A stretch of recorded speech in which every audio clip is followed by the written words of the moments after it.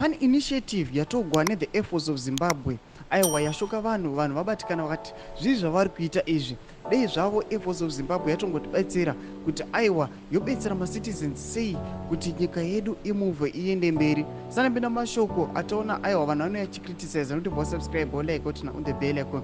Tipina mu the ZBC News Online vanyora vachiti the Air Force of Zimbabwe commander Air Marshal Jacob Nzvede rallied his troops to play a role in the national fight against drug and substance abuse.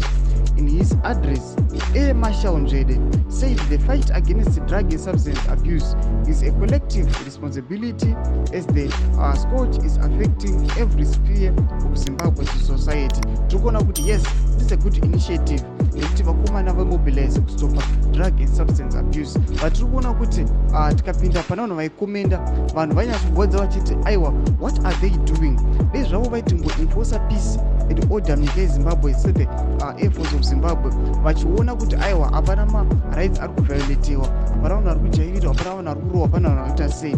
This Air Force of Zimbabwe dei yapindira pane nhau idzodzo pane kuti vakomana avo vanomobilize their troops kuti vanokwanisa kunostopa drug and substance abuse. Tinoona vanhu vari kusvora zvakanyanyisa panhau iyi. Chipotudzai mafungiro enyu munoti kudii pamusoro penhau iyi muchiona aiwa Air Marshal vanoti they are mobilizing to stop drug abuse. Tudzai mafungiro enyu pinai comment section medu, musaka no subscribe or like, so on the bell.